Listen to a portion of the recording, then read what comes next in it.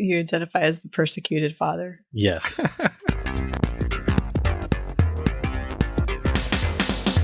Hello, everyone, and welcome. We are Irenicast. I'm Jeff. I'm Bonnie. This is Rajeev. On the first and third Tuesday of every month, we bring to you our perspectives On theology and culture from a post-evangelical lens. Thank you for joining us for another conversation to provoke your progressive Christian imagination. This week, Sir Alan and Pastor Casey are on assignment, and you are listening to the vocal stylings of myself, Rajeev, and Bonnie. And we're going to be talking about parenting, just straight up parenting. We thought about, parenting in quarantine and all that kind of stuff, but we just think parenting itself, and this may turn into just a counseling session for myself, seeking the wisdom of Rajeev and Bonnie in their years of raising children and having them adults now, and me just trying to figure out what the heck's going on. But we'll see how it goes. And then for our segment, we're going to be doing one of our old segments called Top 3, and we're going to be looking at top 3 TV families. So that'll be a lot of fun. So let's start with, to me, the obvious question: what is parenting? Why?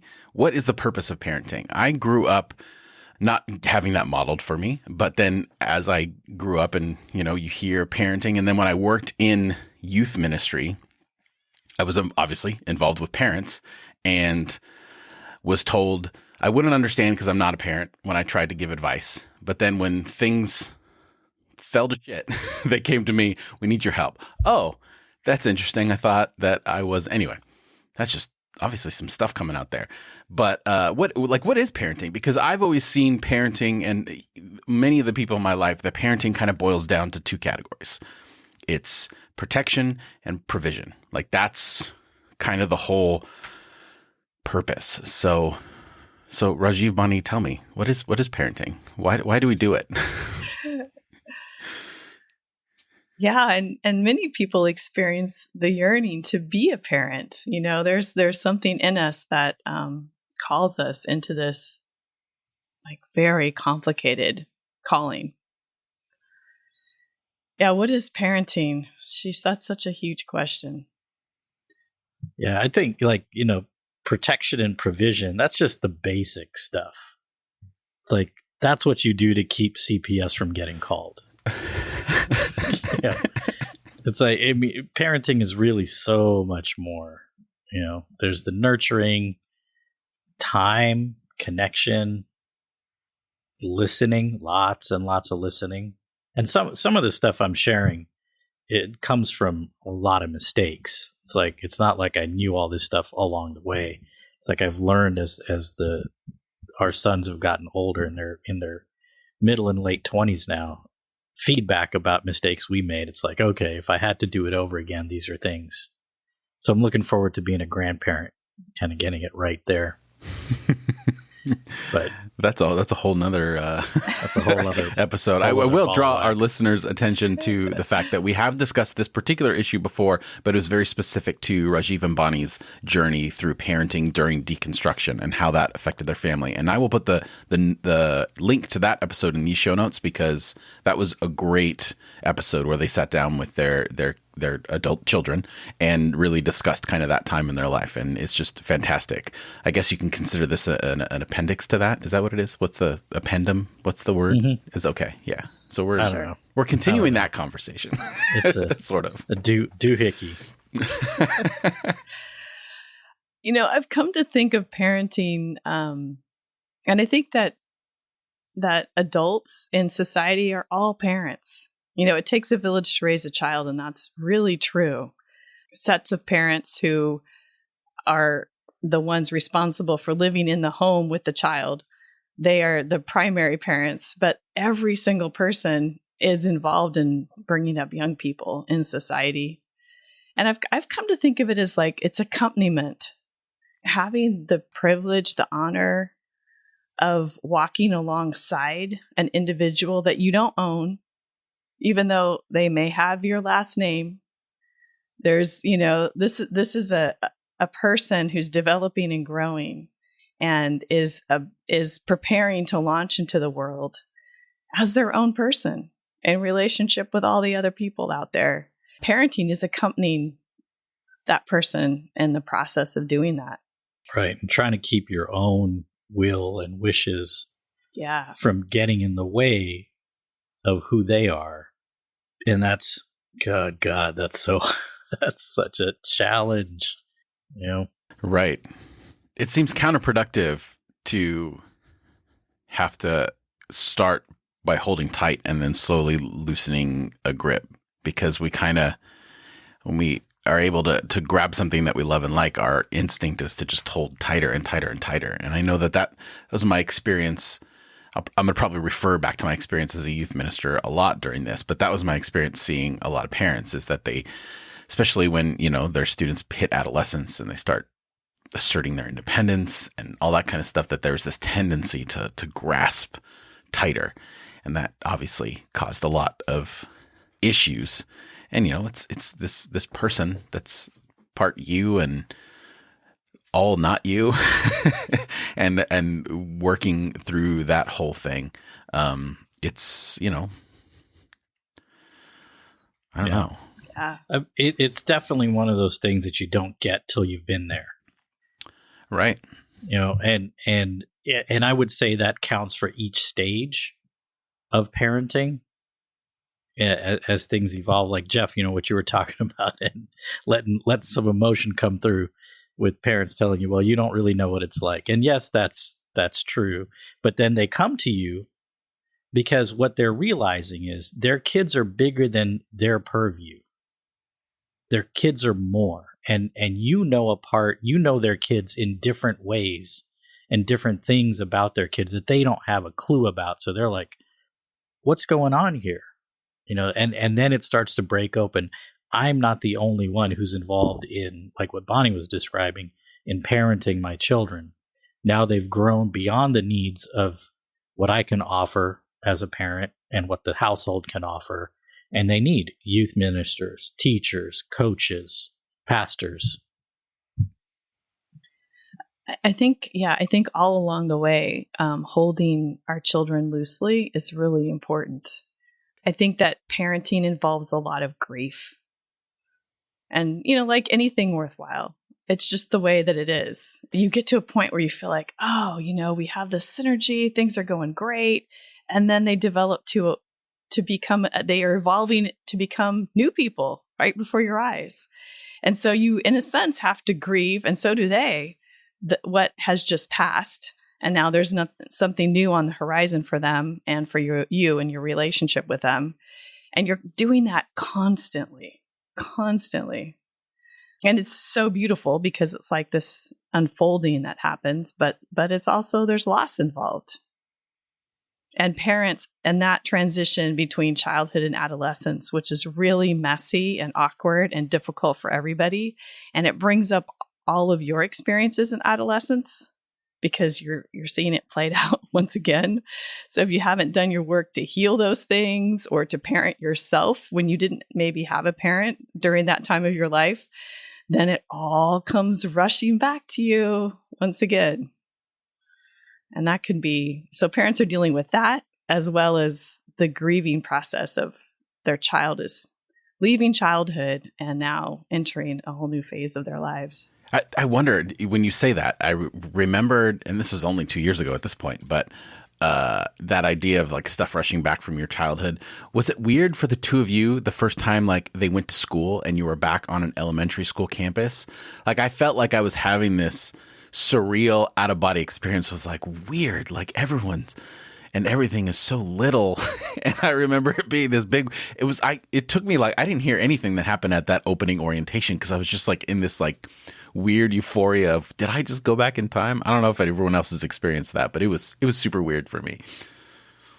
Well, we were teachers. Oh, so okay. So you were in that world. You were in that world on school campuses. So it wasn't. Yeah, we didn't really leave school till we were in our 30s. But in other things, like sports teams and stuff like that, it was a similar experience. Yeah, for sure. I think one of the challenges of that sort of childhood to adolescence bridge is, the child is starting to declare and claim their own territory. And sometimes it's done in really hostile and vulgar ways. Sometimes it's done very passively and sneakily. One of the challenges for the parent is there's a recognition. It's like, I'm still trying to carve out my own sense of self and identity, and I haven't been able to do it yet. And that's where I think that's the underlying factor to like, well, what makes you think you're so special? It's because the parents are still, they're still contending with, I'm not the person I'm trying to be. And I haven't gotten the breaks that my kid is expecting to get now. And as a parent, you have to shed a lot of that stuff because that's not their fault. That's just work you have to do. Have you ever had this overwhelming sense of, I have no idea what I'm doing? Every day. Yeah. Every day. Because that is a big thing for me is I feel like, obviously this is probably just the nature of our world in general with social media, but we present a very particular way of how our family is going. And we all know that it's not exactly like that. We all know it, but it doesn't help stop us from comparing. And I'm wondering like how much of an influence like our own parenting influences our actual parenting, like how we were raised, and whether I'm sure there's some people who are trying to duplicate, right? Because they were kids and they didn't realize certain stuff. Because parent doesn't want to reveal everything, stuff's happening, and they're like, well, they don't need to know about this right now, and or that we're having financial difficulties and we barely made it through. But from the kid's perspective, hey, everything was great throughout all that. So I know. So I would assume with good parenting, we want to try to emulate that, and maybe we don't feel we live up. And then for me, it was more of like a lack of parenting and nurturing, and like I feel like I have no framework whatsoever on how to like what a family dynamic is supposed to look like, and how do I be nurturing? Because a lot of the things that happened to me, it was like, well, you figure it out. So my tendency as a parent with my kids is figure it out. You got it. You don't need my help. And then my wife's the opposite. She's like, oh, no, they need help out. So there's this kind of like balance of like trying to, I guess we always to a certain extent emulate how we were raised.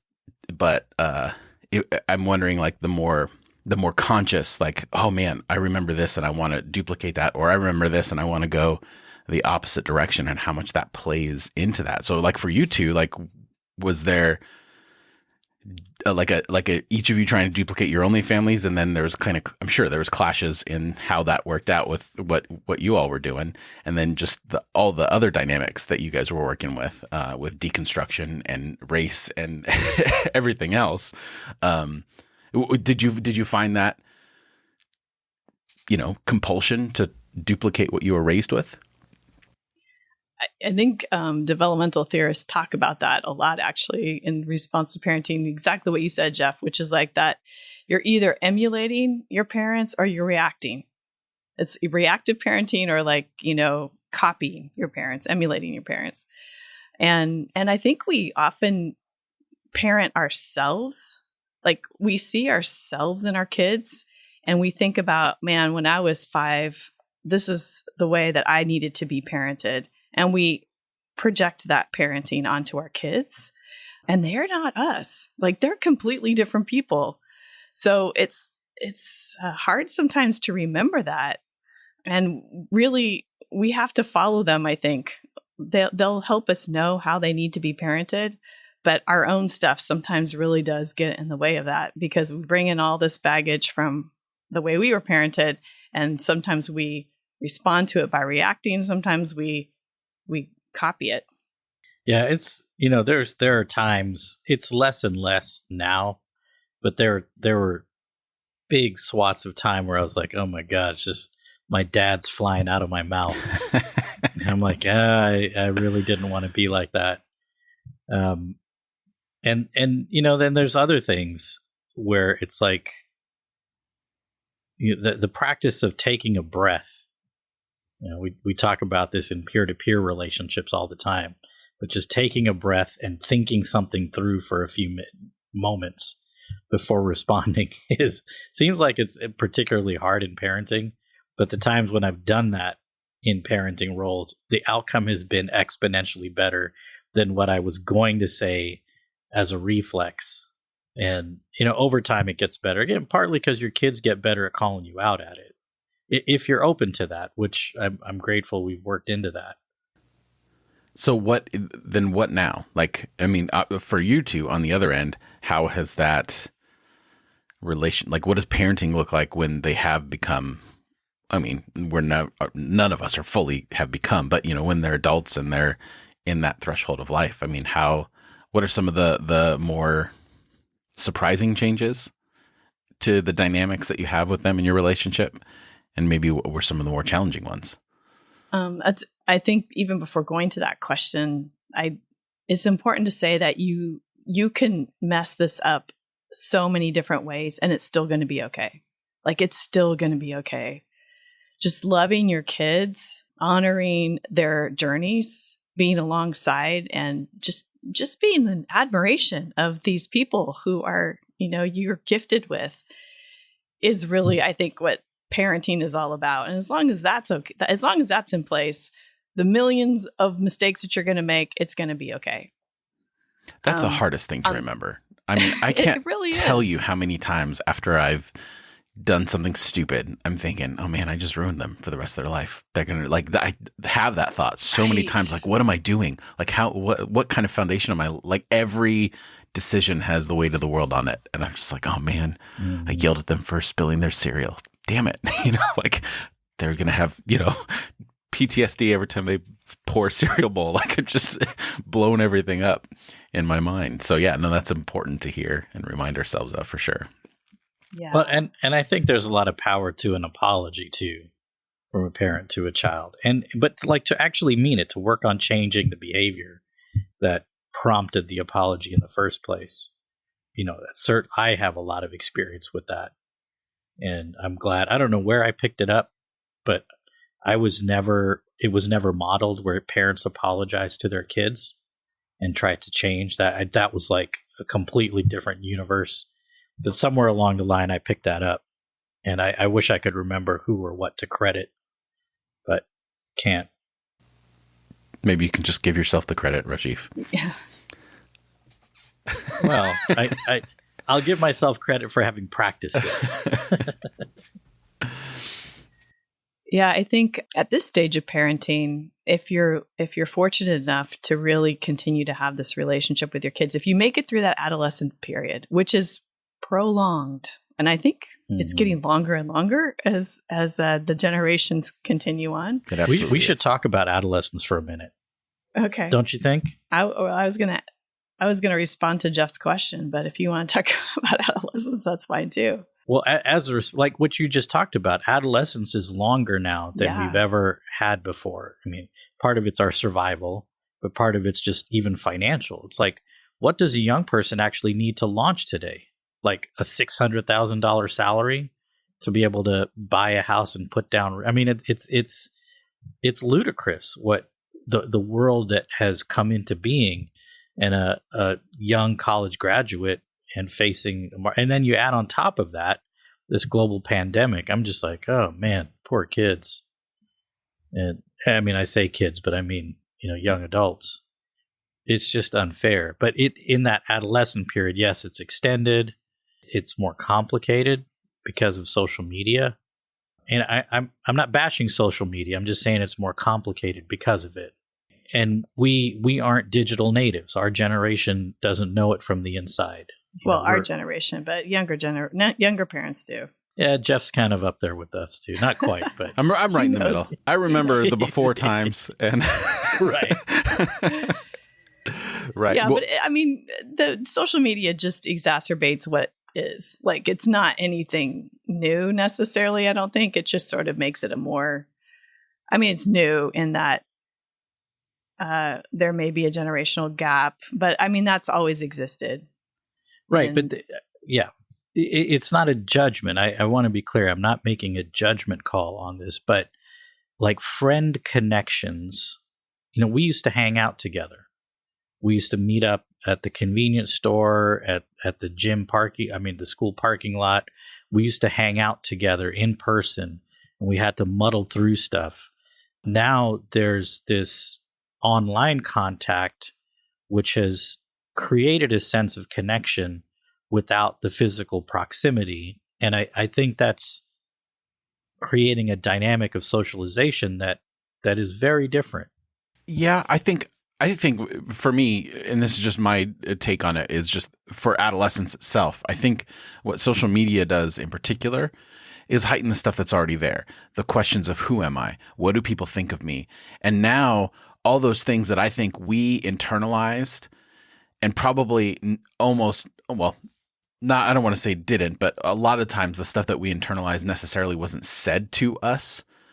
Now you put yourself out on a platform and all those things are going to be confirmed depending upon how much you're in that space. And I think that that's that hard part, is that struggle of adolescence to figure out who you are.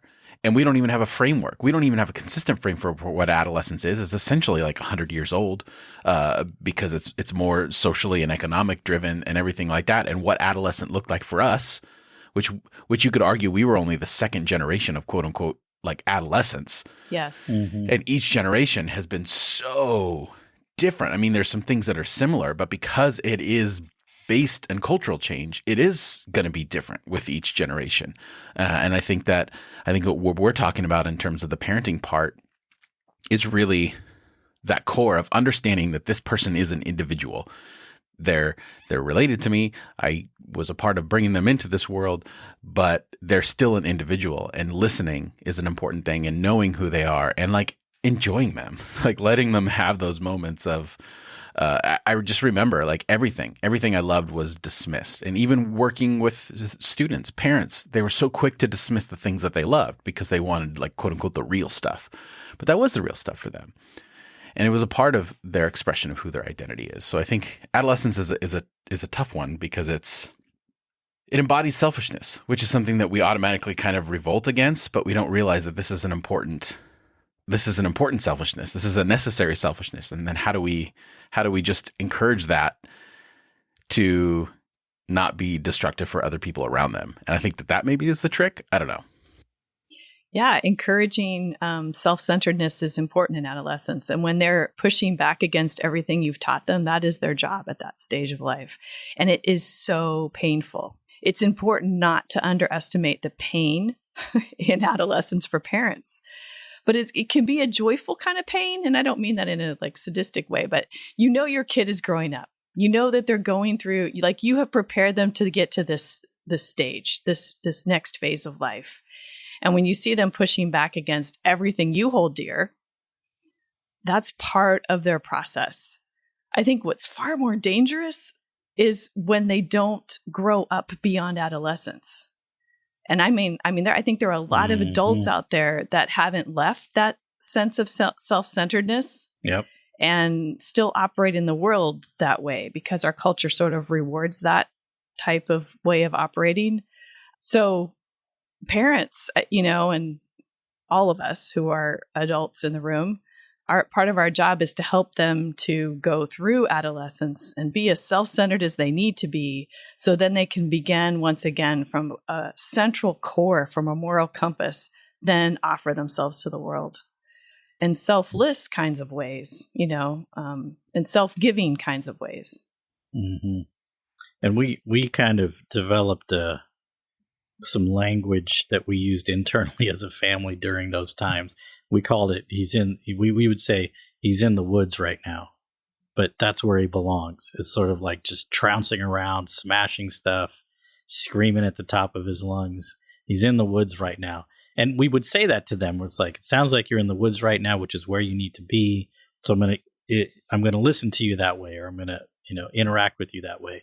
And it got to the point where they would actually show up with their frustrations sometimes and would say, look, I know I'm in the woods right now, but I need to be heard. Like, okay. So that it ended up becoming a fun but important little phrase that could help frame what was going on from time to time. Yeah, I love adolescence. I probably like it more as a youth pastor than as a parent. But I'm sure. I love that period of time in the life of a human because it's so incredibly rich. And one day to the next is brand new. It's just that the stability piece that we sort of get into when we become adults and have all these responsibilities that we have to tend to. that hasn't happened yet. So much exploration and discovery and just huge time of spiritual growth, whether people are tending to it or not. Kids are finding out who they are in the center of their beings. And so it is fun. I taught middle school for a while and coached middle school for a number of years, coached basketball. And yeah, those ages, as a non-parent adult figure in their lives, it is a pretty cool space to be in, partly because they now understand sarcasm and can absorb and give sarcasm. So you can say shit to kids and they're just like, they think it's cool. Because I'm like, get away from me. You're bothering me right now. And they're like, no, you love me. And, in that moment, I really don't. But, it's just this time of rawness that allows for some really authentic connection. And some of the students that I had at those times, having left education for a number of years and with the development of social media, it's like we've maintained a really cool connection as adults now. And I would consider us peers. They still say Mr. sometimes, but because those authentic, it's that kind of raw process in life, the people that were part of it for you and with you, I think they hold a special place. And as parents, some of the most important people to us are the other adults in our kids' lives who recognize something special in them. It's like we practically build altars to them for recognizing that our kids were pretty cool and looking out for them along the way. So, again, that parenting umbrella is big. What did you learn, Jeff, from being a youth pastor about parenting kids? So much, enjoying them. Like, I felt like a lot of parents, it was a job to them. It was so joyless, and it was, and the moments of joy were based so much on achievement. Yes. And I just cringed at that. But despite my spirituality and theology during my time as a youth pastor, it's still the best years of my life. My wife and I in particular, we were partners through that whole thing, and we just had these great relationships with these students, and they were wonderful. And we everything about them, we were just in awe of. There's so much there, and it almost thrusted us into the up and downs of adolescence, because we would feel so happy for when they were, and then we would kind of jump into that heartbreak when they were heartbroken. It was such a great, and I know that comes from, I recently reconnected with my group of friends from youth group when I was in youth group, and we're kind of outcasts in our youth group. We didn't really fit in to who usually the youth pastor would gravitate towards and all that kind of stuff. We've met 3 times now over Zoom, and we've all been chatting and just reflecting on that time. And it's been really powerful and cathartic to be wow, because of my experience as a youth pastor, and then realizing through these conversations that all my youth groups were like we were. I've said this so many times before, but I was told I attract the wrong kind of kid, but that was all of our youth groups was my outcast group in youth ministry. And when we were students, we were treated poorly in a lot of ways, but we were good kids. We didn't do anything. We genuinely cared about people. We were stupid. That's for sure. But it was fun. And I really, I'm just in awe of adolescence and how difficult it is, and how much strength it takes to discover who you are in a world that is trying to tell you all the time who you are in so many different ways. And I think that getting through that with the right guidance and the right people, it's a struggle, and it's rewarding, and it's heartbreaking, and it's all of those things. And, when we talk about it takes a village, I know this is anecdotal, but when I look at students that I had in my youth ministry that came from really difficult families, the difference always came down to how many other people they had in their life outside of just their family, and how they would open up and become and be able to maneuver through the world. Didn't make it any less hard for them, didn't make it any less of a struggle, because I had such fondness for that area, then I've also struggled with a lot of guilt from that time because I wasn't LGBTQ affirming. I wasn't, not to use a horrible, outdated, stupid phrase at this point, but I wasn't woke like I am now in terms of like how all those things played into or highly amplified all those things that I've just mentioned about struggling through adolescence and stuff like that. I've been heartened to see that a lot of those students that would consider themselves part of the LGBTQ community now didn't feel that as much as I did, that they still felt part of it. So yeah, I mean, that's a long answer to your question, Bonnie, but that's exactly what I learned. Like, just to celebrate people and let people be themselves. Yeah. One of the things about getting to work with young people before you're a parent, whether it's in a school, church, whatever setting, is you learn good parenting and not good parenting through observation. And you're like, ooh. Indeed. Yeah. Well, and for us too, we wanted to be parents for years, but we were struggling with infertility behind the scenes. And that was, that's when those comments of, well, you're not a parent, you don't understand, really stung. And, you guys know me, I'm not going to let someone know that they hurt me or anything like that. But I mean, those were difficult moments, and they just got even more,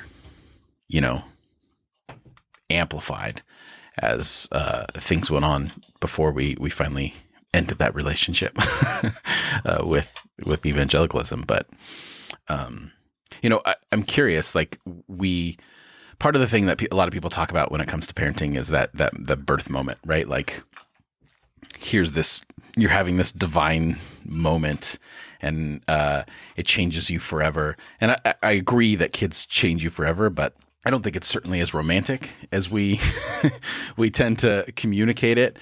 And, we can say, like, you don't understand until you're there, and that's 100% true. But I also think we need to acknowledge that there's a lot of things in life that are like that, like, which is why it's so important for us to hear people's stories. I think that is true when it comes to being obviously, I have to, and I'm saying this with no experience whatsoever, but being a person of color or being part of the LGBTQ community, you're not going to know until you're there. And there's certain things that we're never going to know, right? And for some people, parenting is not attainable. And I remember living in that for a long time. So I guess kind of transitioning, and I know, Bonnie, we talked a little bit about this off air, off recording. But like, how is as a parent? So now shifting focus to like us as parents, how has it changed us? And I guess more specifically, like, has it informed our spirituality or theology at all? And also, I just shout out to people who choose not to be parents. Like, they're intentional around, they want to be really good aunties and uncles and, or adults in kids' lives or young people's lives, but not necessarily be parents. We need you. So, spirituality. I think something happens when you wake up, and this can be long after birth. This can be whenever it happens for you. When you wake up and you look into the eyes of a child, your child, if it happens to be your child, and you realize that there's a soul that's come into the world that you are in a very deep and special relationship with. There's a connection to the divine, I think, in that experience. At least there was for me. That was very powerful and humbling, like supremely humbling. I'm not sure if my parenting strategies have been great for my kids, but being a parent has done a lot for me in terms of my character development and my ability to finish that process of growing up. Mm-hmm. Yeah, I think, when, and this is taking something from Bonnie, she says, when children are born, parents are also born. And so there's like a multiple birth experience that's happening. I think all children are born spiritual.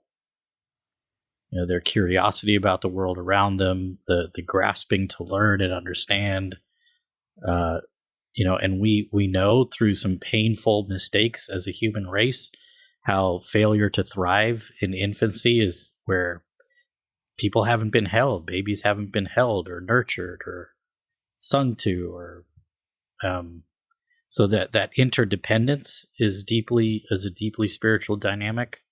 And some of my favorite memories of all time revolve around both each of the boys. Our older son, Julian, from early on, he had the ability to pay close and detailed attention to things.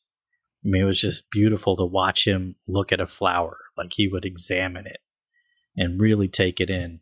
And Nick had this ability to sort of sweep through a place and just his arms kind of swinging around and just taking in all the beauty that was around, and sort of adding to it with his sort of free spirited energy. So two really different approaches, but both so engaged with the world around them and affected by it and recognizing it. And I think those qualities are really the core of what spirituality is just paying attention, experiencing, and offering. How about for you, Jeff? How has parenting impacted your sense of spirit? I think in terms of spirituality and theology, it has caused me to abandon all parental metaphors for God, because I think that they're stupid. I mean, I get them and I understood them for a long time, even though like I had no framework for the father-son relationship. But now being a parent and thinking about like parenting in relation to God, I think it's a really bad metaphor. And I don't think it holds any weight.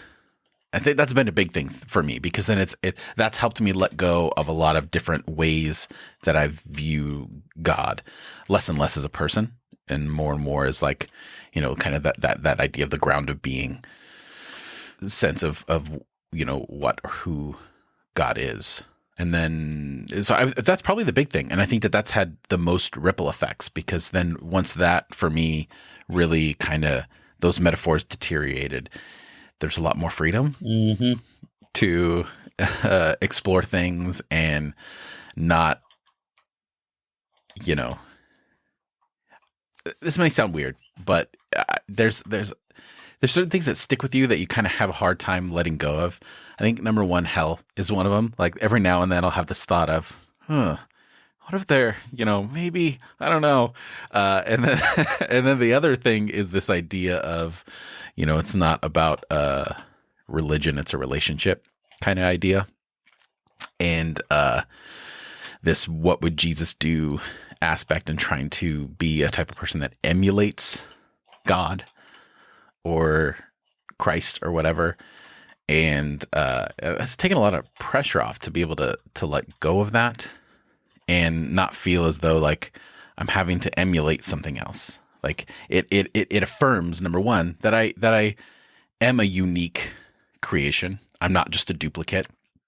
I'm not meant to just like perpetuate this one thing over and over again, that I have this ability to perpetuate myself. And I think that that's also helped in being a parent, is to be like, oh yeah, there isn't this formula or framework that you need to follow. And certainly it, lends into my individualism and lack of, needing help from anyone or anything like that. But it also it's more freeing than that. And actually, if I'm honest, it helps me be open up more to have help from people and to connect with people and to be more vulnerable with people, because I see that, and it sounds weird for me, or feels weird for me to say this, but that I'm like,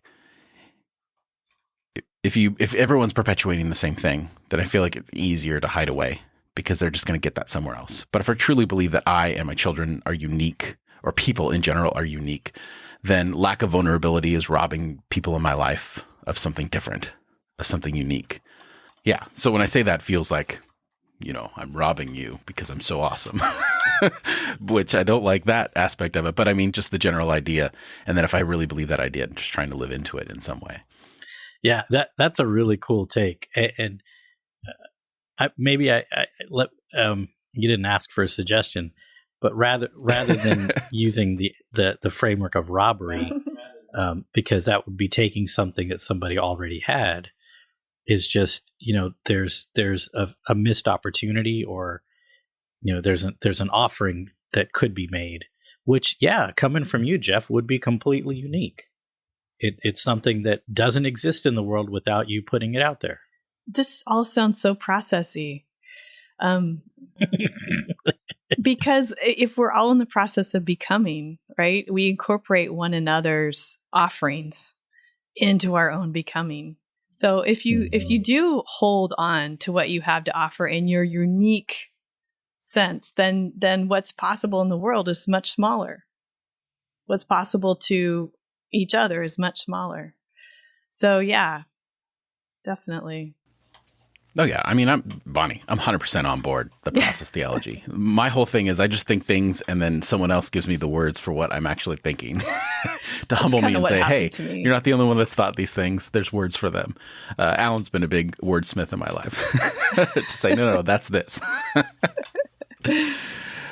Yeah. Yeah, I think about there's this big conversation right now about school in the fall, right? And this debate between, well, it's not a debate. That's not a conversation that parents are having around what's going to happen with our kids. They're needing to make adjustments to their life situations based on whether or not kids are going to be in in-person classes or at home, and it's huge. It's huge. And then teachers, who many of whom are also parents, are wondering what it's going to be like for them. Like, how do you conduct an in-person class and keep kids 6 feet away from each other, and everybody's wearing masks, and how do you balance all of that? It's so complicated. And I was just thinking about online education, at least happening on Zoom. And as a teacher, I was imagining myself in the position of a teacher, and in order to teach and offer information, you'd have to mute everybody, and you would be in control of that. I mean, there's something about that just seems really not productive to helping facilitate kids in the process of growing up. And when you mute somebody in their own space, then they're only interacting with their environment. They're not interacting with the environments of all the other spaces that are on the screen. So I don't know. I mean, it's just thoughts that came to mind. I have no answers for it, but man, it's a really interesting time that we live in, and kids are going to go through transitions in their developmental stages while in a pandemic. Right. Well, I think it's important to remember, Bonnie, what you said earlier in this conversation is that, in other words, kids are resilient. I think everyone's treating this time if they have one semester or 1 year of school online, that the whole world's going to end for them and you've permanently ruined them psychologically. And I think that, scientifically, we're learning that the brain is a lot more pliable than we thought in the past, so that there's a lot more that can be done. And I think that we're looking at the wrong things. I think we're looking at, not to say this in a negative way, but we're concentrating on the child itself as opposed to the systems that we've created around the child that are clearly flawed. And we're not looking at, oh, wow, first of all, this could happen all the time. Second of all, maybe we can't, there's just this desire to return to normal. And I think that part of a time like this is to recognize, no, our normal was wrong. It's time now to discover a new normal and really analyze, well, if this is good, if we're saying that these are the things that are important for our students to learn and thrive, if we're honest, were those things really even in place before? Maybe not, or definitely not. And I think that when we talk about a village and more people, we have been fortunate, the school situation, our kids' school during this time was almost overwhelmingly supportive and good at getting us information. And their teacher in particular, they broke them into small groups. They also had individual Zoom meetings and group. They had all three of them so that they can kind of interact, and times where they were going to be muted and times where they were not going to be muted. And, there's a lot of creativity that can happen in the midst of times like this. All that to say, kids are resilient. And absolutely. Yeah. And we could cancel school for a year. I'm sure nobody wants to hear that, and they would be learning in new ways and different ways in whatever spaces that they were in, And that's not to discredit. I think we do want to acknowledge that there are families that absolutely rely on school system for certain things like nutrition, and there's the economic value of a parent being able to work while their child's at school. That those are real things. Like, because I feel like sometimes the conversation about schooling and parenting gets centered around upper middle class white people who have the freedom to be inconvenienced by having their kid at home instead of just sending them off, where there's families that rely on the public school system for so much for their family. Yeah. I just think but there could be other ways of doing that. I think. Yeah. And which is another highlight of broken system. Exactly. Sure. Well, I think if we just, didn't build any more weaponry for a while, we could probably fund every family to live. That's crazy talk, Rajeev. while their kids are at home. Yeah. I've heard of a movement, defund schools, like defund the police, defund schools, which I know it's controversial and it's a radical idea. But what if, though, instead of thinking about it that way, perhaps thinking what other programs could we put in place as a society that really helps bring up children in the ways that they need to be brought up, that develops them in all sorts of ways, not just on this trajectory towards this like fake achievement, productivity rat race that they're sort of on right now. Yeah, the system as a whole, and not just schools, but the whole system is about creating parts of a machinery that fuels consumerism. We've really lost sight of our humanity when it comes to the big picture. We would just do things very, very differently if our human flourishing, our co-flourishing was at the center. Right. Yeah. I mean, in my experience, school was a game. I didn't study or read, but I got good grades because I learned the system. Like, I knew how to manipulate teachers. I knew how to get different assignments. And, talking about the advent of technology, it was weird. When I was in high school, it was right when you could turn in that floppy disk, that hard floppy disk for your paper. I would always turn in a blank one. It would give me an extra week because by the time they graded, they'd be like, there's no file on here. To be like, oh, I'm so sorry. Let me put the new file. It was just a game. It was like this weird arbitrary, you didn't get this answer right on the test. And school never considered the whole of who I was. I've been heartened, and maybe this is an exception. Maybe we just have that, but just the things that our kids are learning right now in school are so much better than when I was a kid. They have these 7 or 8 habits that they learn, just being decent. That's just the simple, seek first to understand before being understood. Little things like that. None is never taught to me in school. So, I mean, I hope that's a reflection of some certain things, or at least a movement in the right direction for the education system. But yeah, I mean, this is maybe kind of getting all over the place, but I think when we're talking about parenting, it's an extension of that. The school, to a certain extent, that we choose is part of the parenting. Huge. Absolutely.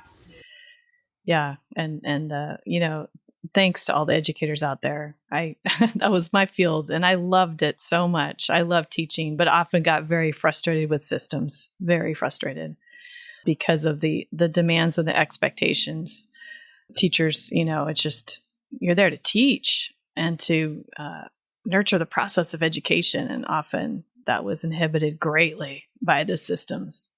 Yeah. And speaking as a former educator, there was nothing better than a supportive parent, who really recognized that we were really partners in the care and development of the children that came through our doors. During the school year, really, kids spend more of their waking hours on campus oftentimes than they do at home. And that's a sacred responsibility. And, I certainly treated it as such, and then there's also parents who could make life really difficult, but nothing better than supportive parents. We're thinking about parenting during a pandemic, and it's interesting to think about what's possible as we parent during a pandemic. For one thing, helicopter parenting isn't going to work. You won't be able to protect your kids from the consequences or the experiences that are resulting because of this pandemic. There's no check you can write to make everything in the world normal and good and, fit their needs immediately. Instead, we're going to be doing what parenting really is, which is, the world is sometimes tough and challenges arise, and we're going to be in this together. We're going to get through it together, and you're going to learn skills that you didn't have before to make it through really hard times. And I think that's kind of what parenting is, all the way along. That's really what parenting is. And shout out to all the different kinds of parents out there. Yes. Yep. All the ways we can make family. Right. Yeah, it's a much bigger thing than just biology. Right. 100%. Well, any closing thoughts other than on kind of this conversation before we get into our segment? Just love your kids and let them know it. Yeah. Right. Give them lots of hugs. Right. And have fun. Have fun. Celebrate them. They're amazing. If you can't find something amazing about your kid, I don't know. I don't know. Right. You got to figure something out because, if you can't have those moments where you're just in awe of where they're at, where they're just even just something as simple, if we're sitting down watching a movie and I'll just look over and I'll for 2 minutes just watch one of my daughters and their face and their reaction to it and just have this moment of oh my gosh. Yep. Yeah, it's fun. It's hard. Hopefully it's worth it. Well, it is worth it. Yeah, I'm just going to ramble at this point if I keep talking. So, all right. Well, let us know what you think. You can add your voice to this particular conversation by going to the show notes at irenicast.com/173. There you'll also find all the relevant links and a complete list of all the other ways to follow, and contact the show. That's irenicast.com/173. And if you would like to continue this conversation with us live on Facebook and YouTube, you can do that this coming Monday at 5 p.m. Pacific Standard Time, where we will be doing our regular continuing the conversation. If you'd like to give your thoughts, but you can't make it live, then feel free always to email us at podcast@irenicast.com and give us your thoughts, questions, comments, concerns about this particular conversation, and we will read it on the live. Those lives are archived on our Facebook and YouTube page, so you can always go back and listen to them. For a time, we were offering the audio on the feed, but we are no longer doing that. So you do have to go to those platforms to get that conversation. So on the other side of the music, we are going to be playing top 3, and we're going to be discussing our top 3 favorite TV families. So join us for that.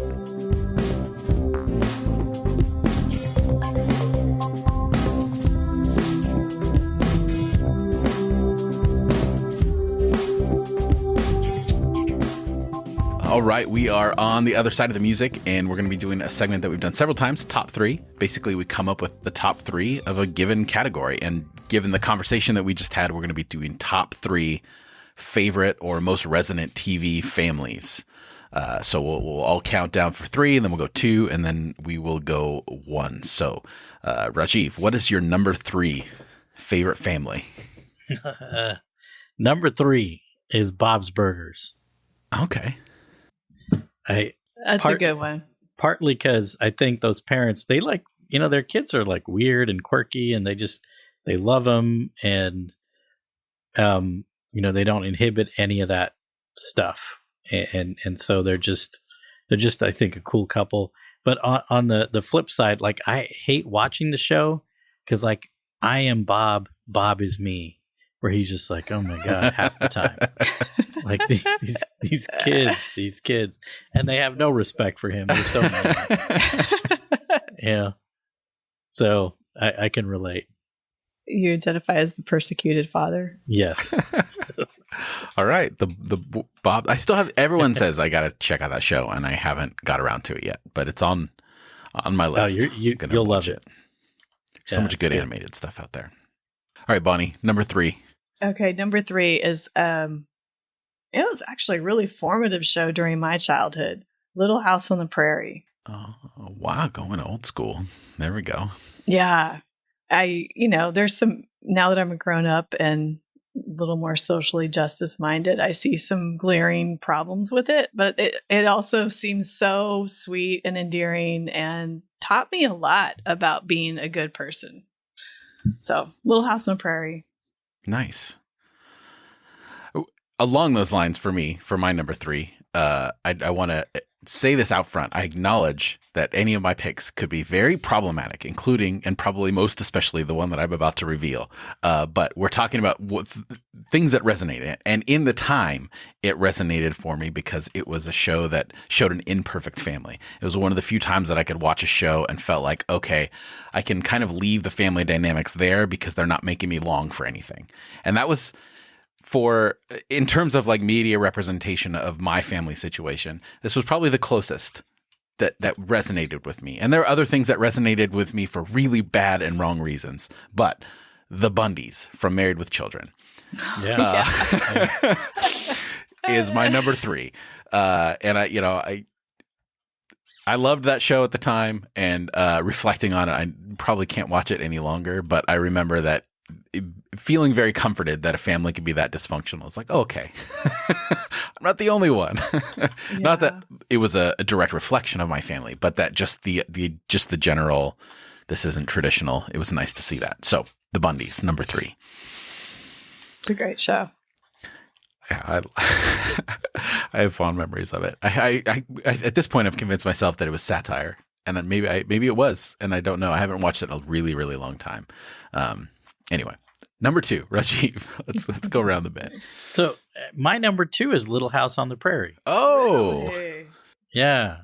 I mean, there's a number of reasons. As one, I just love the Ingalls family, the parents especially. It felt like there were actually parallels to their life and to our lives as an immigrant family trying to make our way.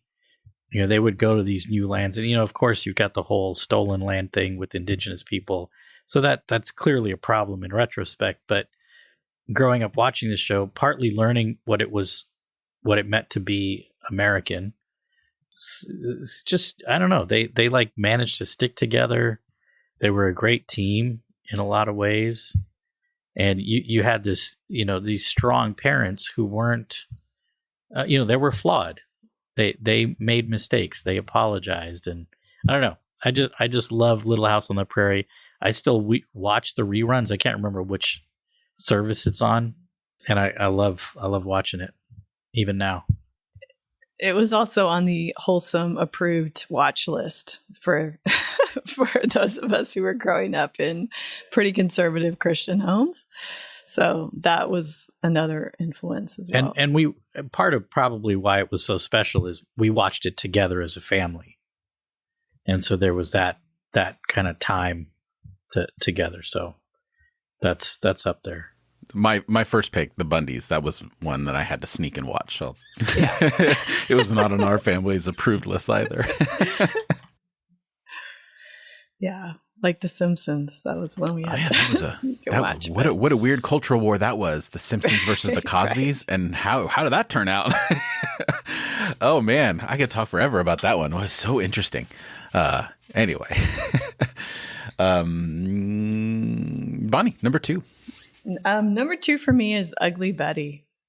I didn't discover that till I was older and had kids of my own, but it was, I just really enjoyed that. I really enjoyed that series, and I could identify with the main character trying to kind of move in between worlds and find her way in the world. Nice. I don't think I ever saw that one. It was one that do you know if it's streaming anywhere? I wanted to see it for a while. I haven't looked at it in a while. I'm pretty sure. I'm sure it is. Everything but is. I can't remember.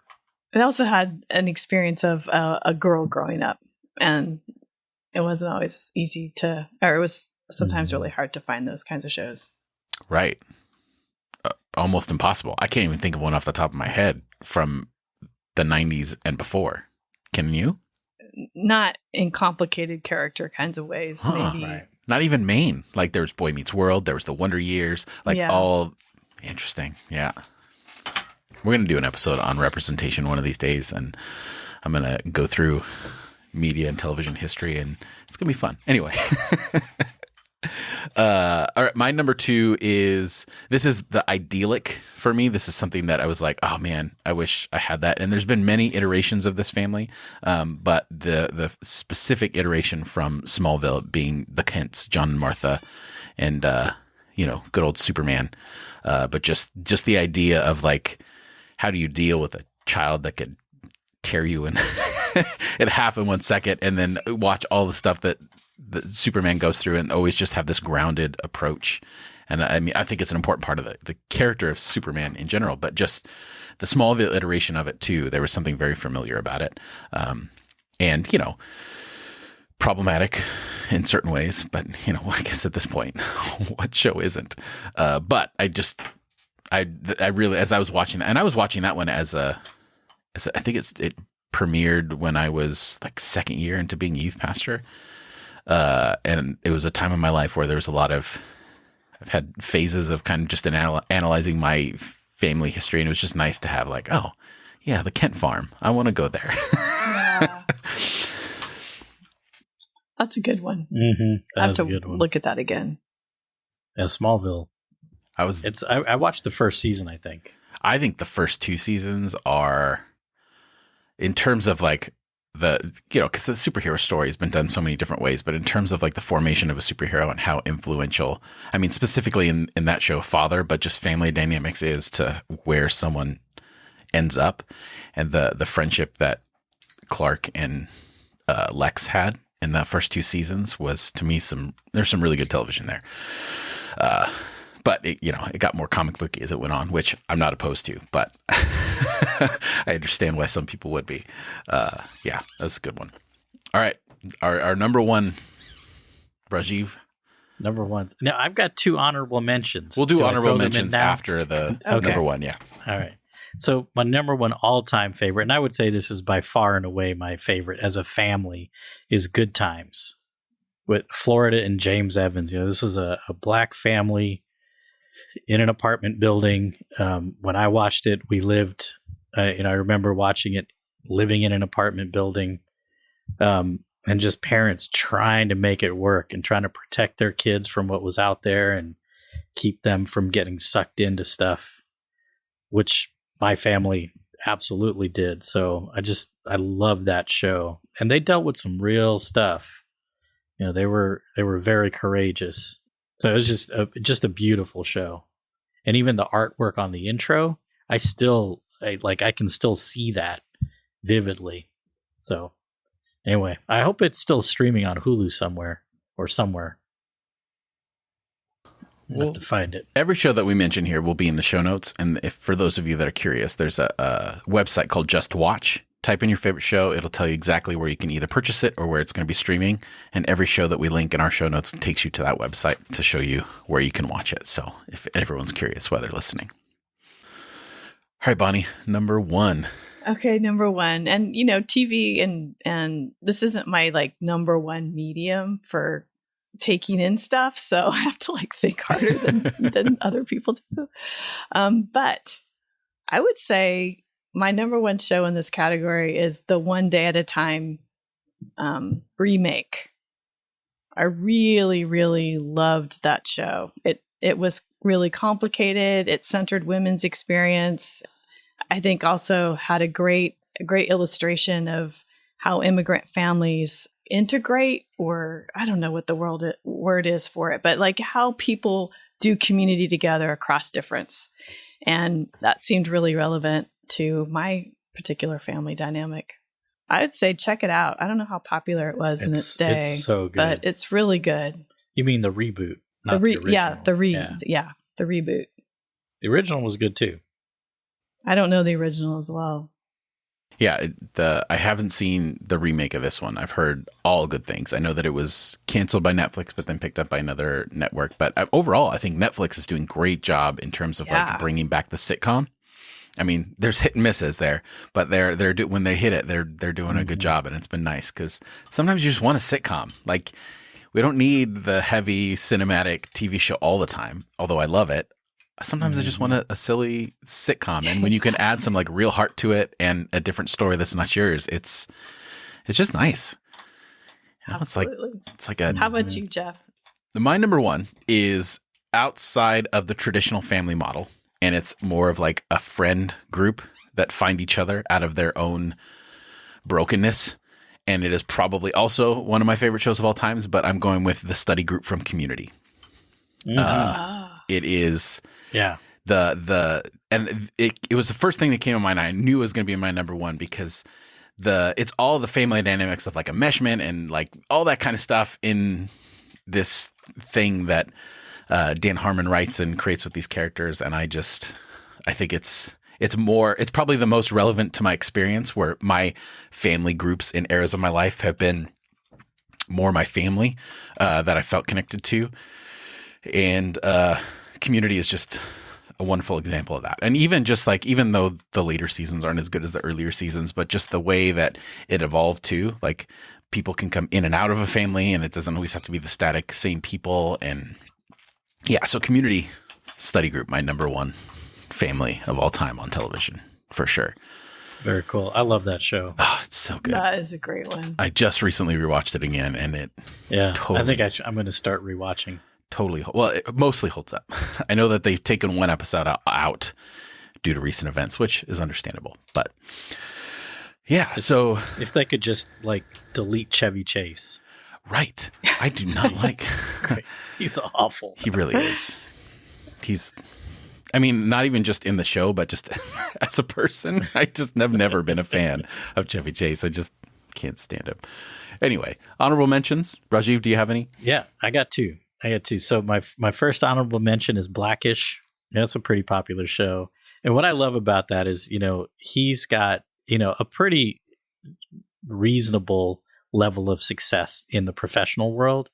But he comes home and his kids, roll their eyes at him, and he and his wife have a great relationship.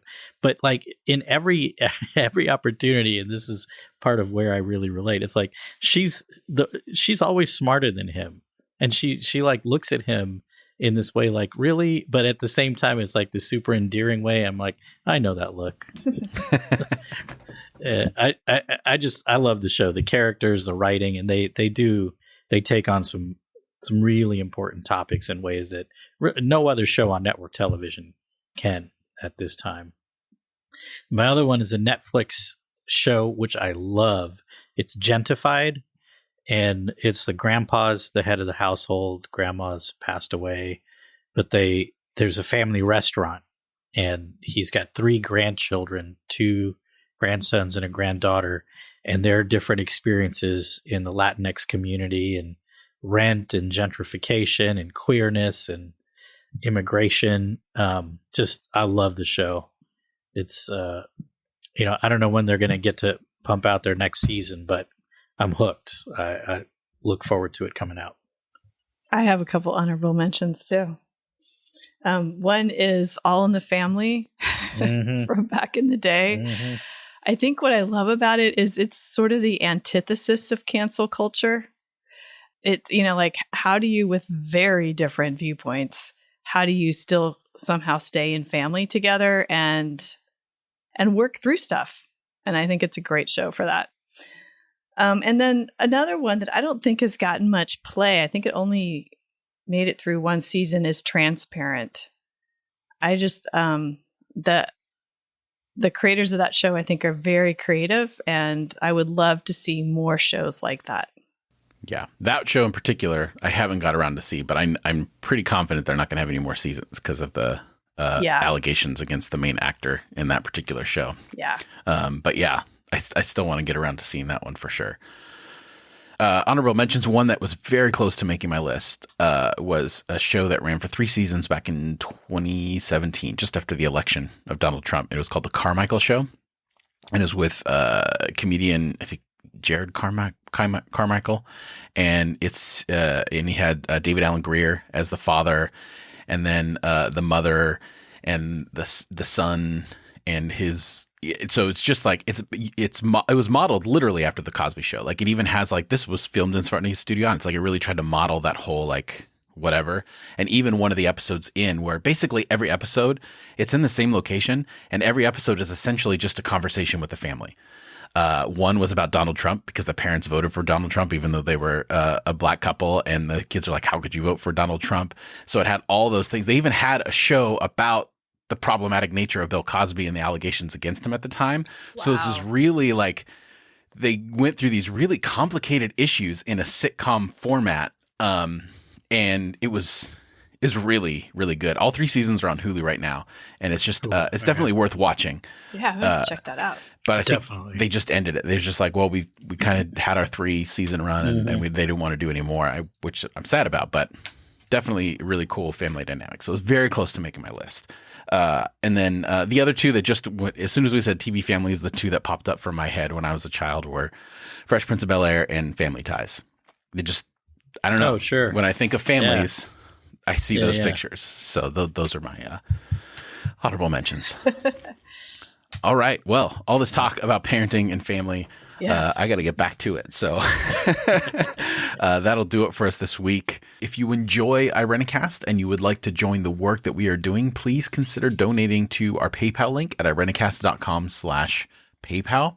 We're all committed to keeping the show for free for listeners, but there are costs involved, and your financial support helps. That's irenicast.com/PayPal. Irenicast is also a nonprofit organization, so your donations are tax deductible. You can also support the show by simply making sure you've subscribed to the show on whatever app you listen. And if the platform allows it, leave a rating and or review. So for this week, I'm Jeff. I'm Bonnie. This is Rajeev. Thanks for joining the conversation.